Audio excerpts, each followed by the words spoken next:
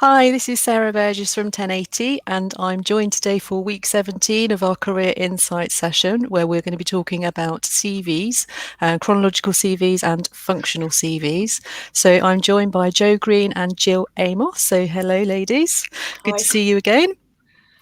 So we spoke a few weeks ago now about CVs and in general and kind of good practice. So this is a bit of a follow on from that really, because we did have some questions at the time about different types of CVs. So please do let us know where you're from, as you can see on the screen. If you've got any questions, then please do ask throughout the session so that we can make it as interactive as possible. And I'm going to go straight to the first question, which is for Gill, I think, which is what is a chronological CV and when would you use it? So over to you, Gill. So, good morning. Well, a chronological CV is what most people think about when they're thinking about a CV. So, it fundamentally has all the things that a CV normally has on: your name, your contact details, a brief profile statement, and then it goes through the jobs that you've had and your achievements in chronological order, but in reverse chronological order. So, another term of them could be actually a historical CV. And it details all the things you've done and where you've worked, with a real focus on the last perhaps 7 to 10 years, with detail. And then before that, just really name of company, job role, and dates. So you'd normally use this when you're applying for a job which is probably very similar to the one you've got at the moment. Or sometimes if you have to submit a CV internally where you're working, so people really understand the jobs you've done before the one you're applying for. And certainly externally, it's one where people can look up, they can see exactly what you've done, where you've been for, and in date order, which gives them people a lot of security. Okay, that's great. Thank you. So if we move on to the next question then, so what is a functional CV? So Joe, over to you on this one. So what is it and when would you use this type of CV?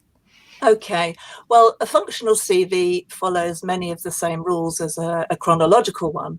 It's got to be good to look at, easy to read, and achievement-based. But the difference between a chronological and a functional CV is that a functional CV looks at the whole you, not just your jobs, but it can include lots of things that you might have done working in the community, working in the voluntary sector, working maybe things you've done in your studies, as well as your career. So the idea is that you bring everything together, the whole you. So it's not reinventing yourself, but it is representing yourself. And it's getting all that information and saying, okay, out of all the things I've done, what are the 4 or 5 key things I've got to offer people? Is it project management? Is it relationship management? Is it stakeholder management? Is it business development? So identifying the 4 or 5 key things that really sum you up and sell you. And those achievements under those headings may not necessarily come from your last job. They may come from something you've done quite a while ago. So a functional CV gives you the opportunity to present the similar information, but in a very different order, so that you are not labeled by your last job title. So it's really useful if you want to change direction or change sector or change role.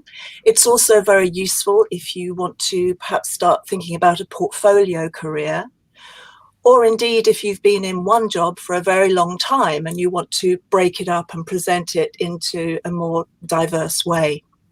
Okay. So it's the same information, but a very different order of presenting things. Okay, brilliant. Have you got anything to add to that, Gill, before we move on to the next question?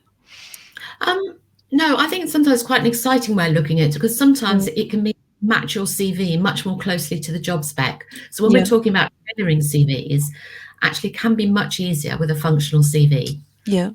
Brilliant. And just to say hi to Petra from Düsseldorf and also to Martin. So thanks very much for telling us where you are. Both of you saying it's sunny, so that's lovely.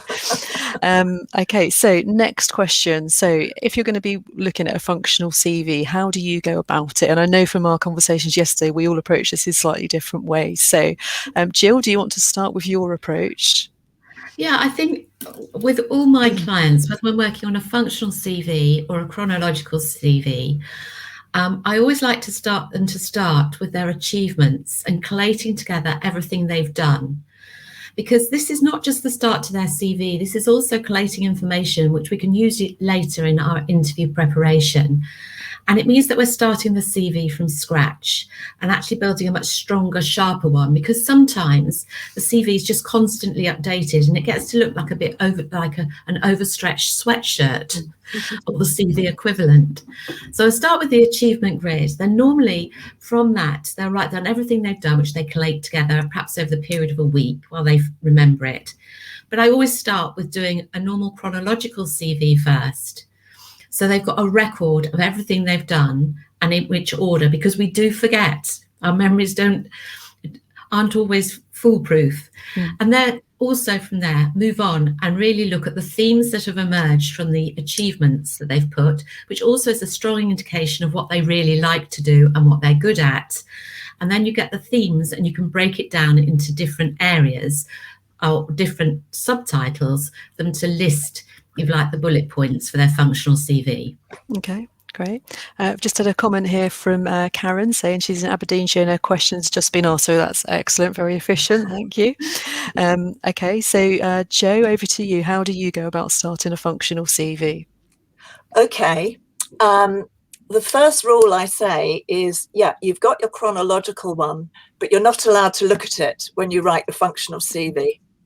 I want you to put that to one side and to start with maybe 5 pieces of paper or 5 notes on your PC, note pages. And each page relates to one of your themes or functions or competencies or strengths, whatever those key headings are. So I kind of start with the headings, and then I say, without looking at that chronological CV, what do you know that proves you're good at business development? And then hopefully the biggest things will pop into your mind rather than necessarily the things you've done most recently. So that's the way I start. And then you may find as you work through it that one heading or one page or one piece in your notebook is very, very long and could actually be divided into 2 themes or 2 functions. Equally, you might find that one heading is very, very short and it's only got sort of one achievement under it or something. So it's about sort of exploring what those 5 areas look like. And then you may find that they chop and change as you move. But as Gill says, it's not a quick process. And it's probably, over at least a period of a week. And you'll suddenly be doing something completely different and think, oh God, I remember doing such and such. That should go on this page, And so building it up very, very gradually. So it's very hard to do. You don't just sit down and write a functional CV. You have to really work at it, and it becomes quite creative over a period of time. Yeah. I think it pays dividends though, because some of that work you do for your functional CV just informs other parts of the selection process. Yeah. So it really helps you when you're writing a cover letter or cover email. And as I said, it really helps you focus on what you've actually done and where it fits into that interview preparation. Mm-hmm. Yeah, absolutely. Yeah. So my approach is slightly different, but kind of similar as well, if that makes sense. So, but I tend to recommend people use mind maps because that's what works well with me. So I will have kind of a central theme and then go out at tangents with different competencies or skill sets, etc. And then I guess looking at the jobs that you're going for. So is there a particular theme in what you're going for, and making sure that you can bring out those things in that functional CV. And then I do have some clients that particularly are in love with Excel, really. So they have spreadsheets where they have different tabs for different competencies, and then they're constantly adding examples to those so that then they can tailor that functional CV really specifically for the role they're going for. They'll just pick and choose the most relevant examples. So that can work really well as well. And I know, Gill, you said that you do similar, but you use a table rather than a spreadsheet. So yeah, that's great. I think just to add on that, one of the real advantages of the functional CV over a chronological one is that you can more easily change the order of things. So once you've got your 4 or 5 key headings, if a role is very, very project management based, you can put the project management paragraph at the top.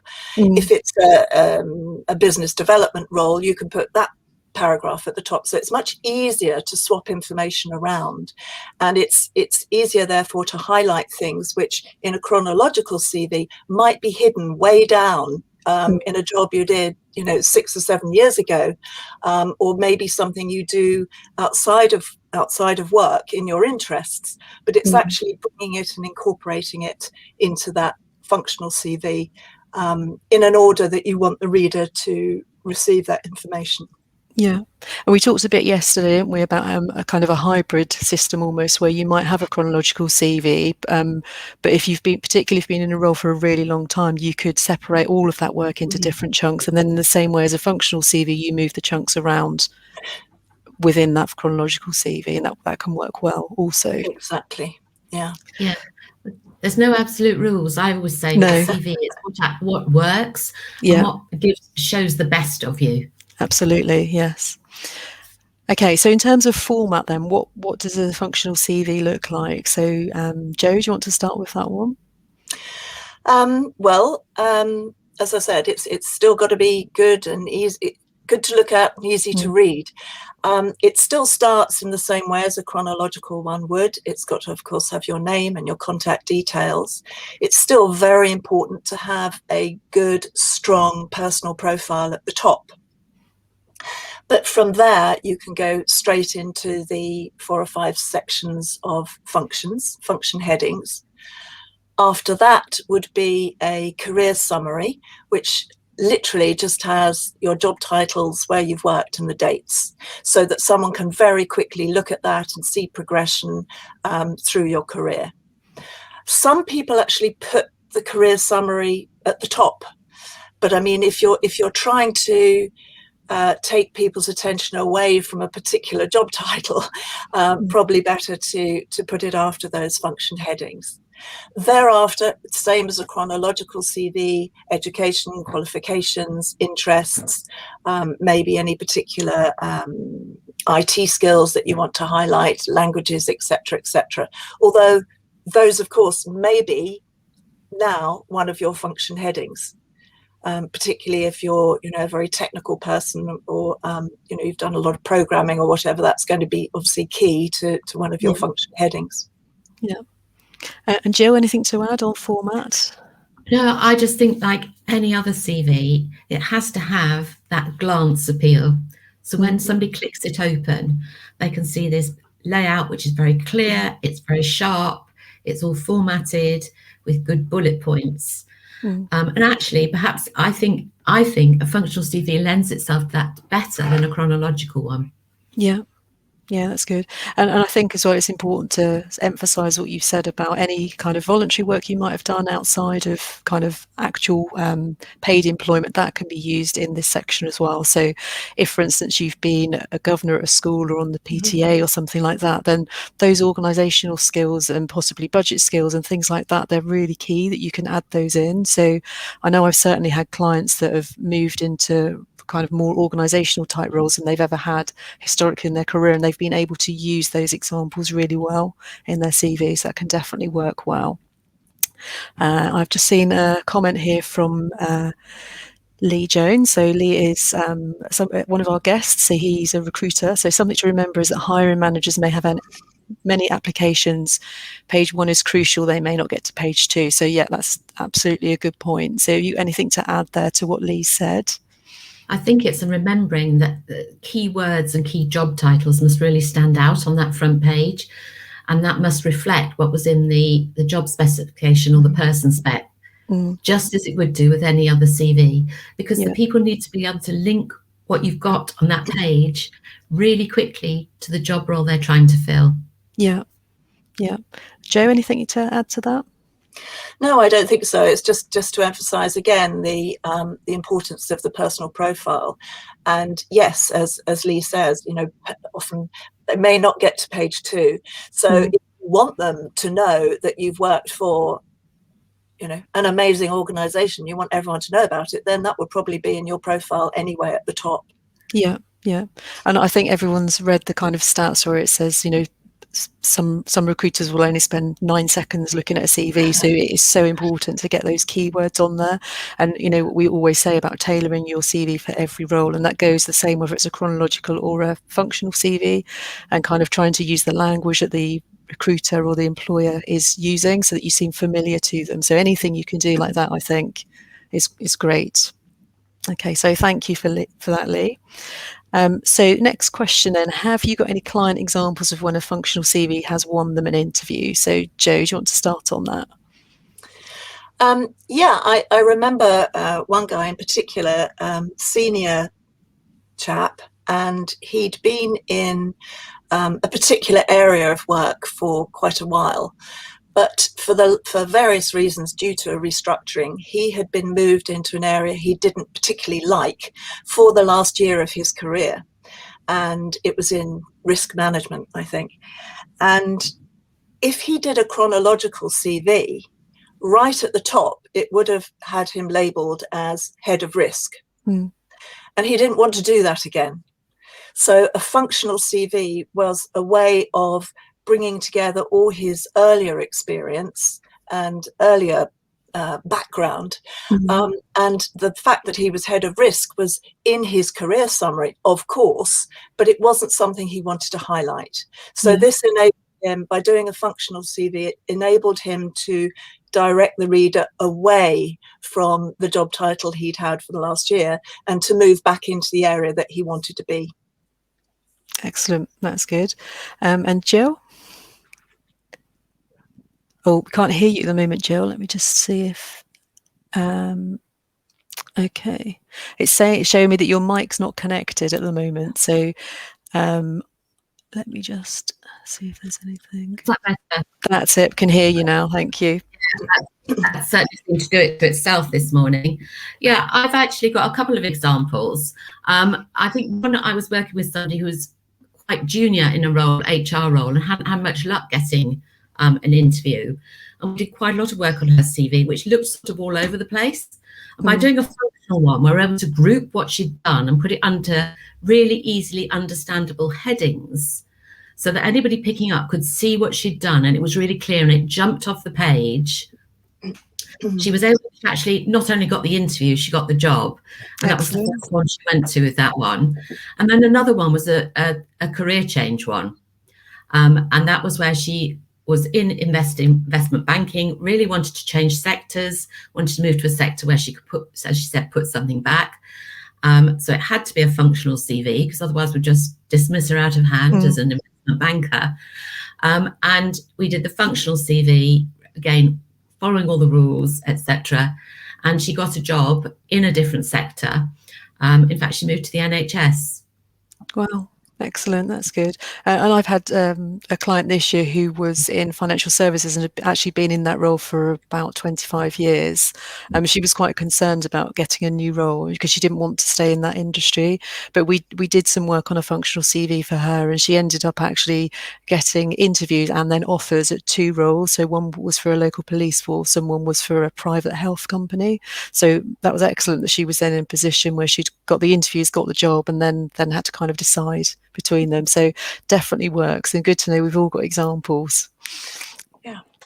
Okay, so why is it then that some people dislike functional CVs? So Gill, do you want to start with that one? I think perhaps it's where people are unused to dealing with anything apart from, if I call it, the very standard chronological CV. And that might be because they're less experienced in the recruitment role. I would say probably it is the minority, because actually I still think sometimes it's a lot clearer when you're using the functional CV. I think actually you can cut through all the clutter very quickly. But in my experience is when they're less experienced and just really haven't come across them before. Okay, Jo, anything to add? Yeah, I think, you know, a lot of people are not used to looking at them and want to be able to take in information quickly. And I think also people, unfortunately, do like to label people.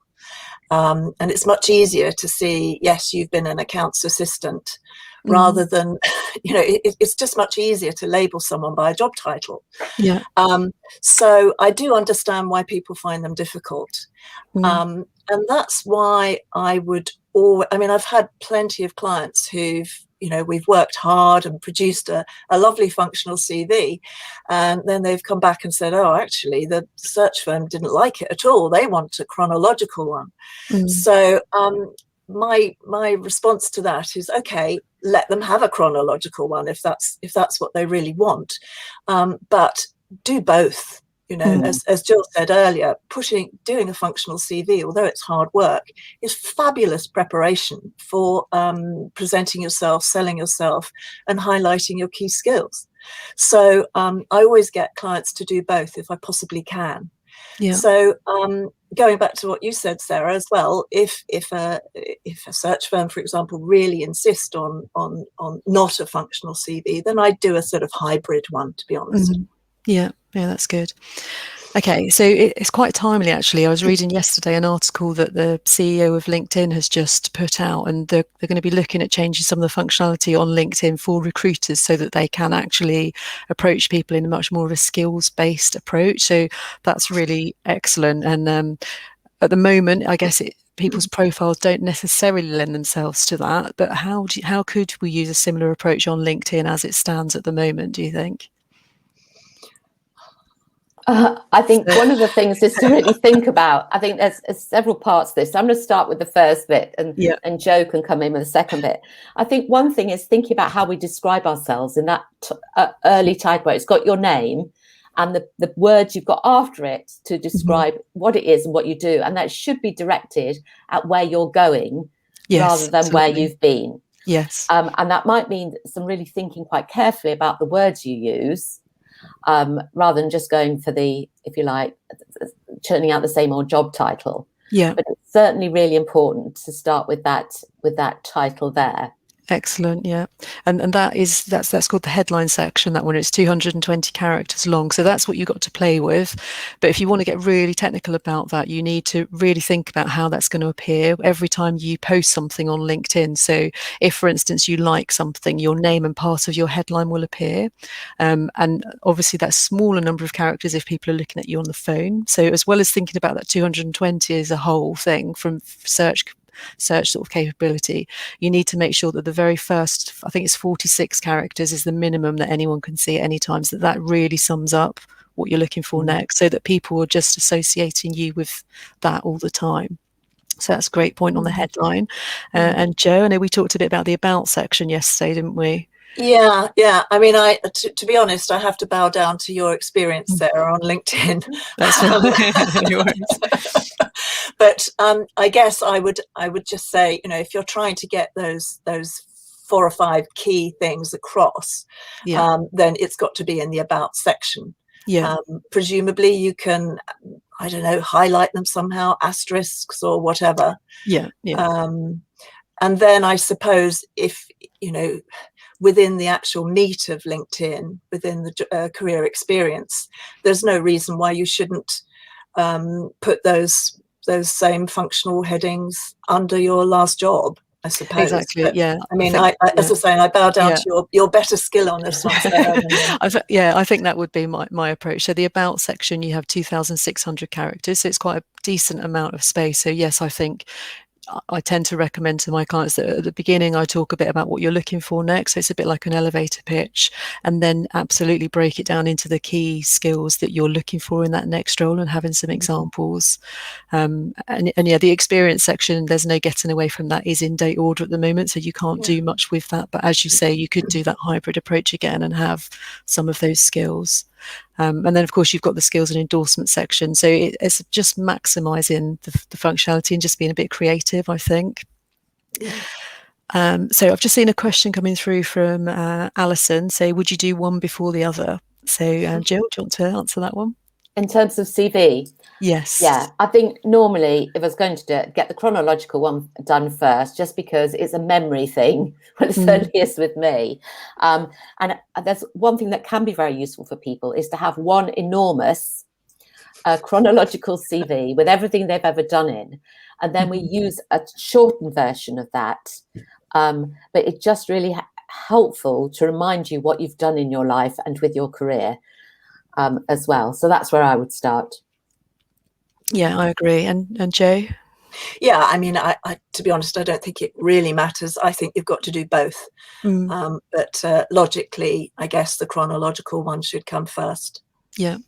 Okay, so on to our next question about how many sections should you have on a functional CV? And again, we had slightly different views on this. So, Joe, do you want to start? Well, I always say 3 is not enough and 7 is far too many. So I go for sort of 4, 5 or 6 and, Okay. let's go for 5. It's a good number. But, Okay. within that, obviously it depends totally on your career and totally on the job that you want to go for or the portfolio career you want to build. But I would usually expect to see one of those 5 would be vaguely people oriented. So it might be about your leadership skills or team building, or if you haven't done that, it might be about relationship management, stakeholder management, client management, or how you build relationships across an organization. I'd also probably expect one of those 5 to be maybe financial, to show some sort of business acumen. So that might be that you've had some budgetary control, or, I mean, it's not essential, but I kind of might expect to see, the whole person may well have had, hopefully some interaction with people at some stage and possibly some understanding of business as well. Okay. And Jill, what would you say? Well, I'd say a minimum of 3, and I really think it depends on the role that you're going for. Yeah. And also it depends how you've grouped some of the things that they've done and on what they've done before. But certainly a minimum of 3 and no more than 5 would be mine, because then you're starting to get onto probably too much information, I think, or too much detail for the CV. So just depending on where they're going and what they've done before. Yeah. Having said that, I have worked with people, again, because it's to do with their level, we've got one with 3 sections, 3 good sections, very clear how to relate that to the job. Absolutely. And I guess the other thing is a bit like you said, you can have a really, really long chronological CV. You could do the same for a functional CV. You might have 10 sections, but actually you just mix and match depending on what you're going for. If you've got that much experience that you want to get across, then that can work quite nicely. I think on the most recent functional CV I did of my own, I had 3 sections, so 2 for you two. but I think I had it split into project management, training and development, and business analysis, or something like that. So that kind of worked quite well for me. But yeah, I guess it just depends on the person and the role that they're going for, doesn't it?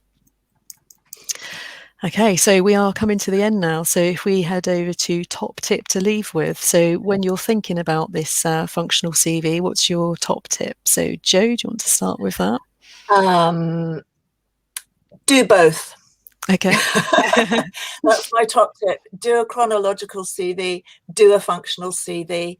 You may use one, you may not use both, but I think it's a really, really good exercise to do both. And the functional CV, of course, does become very much a script for how you're going to promote yourself and sell yourself at interview.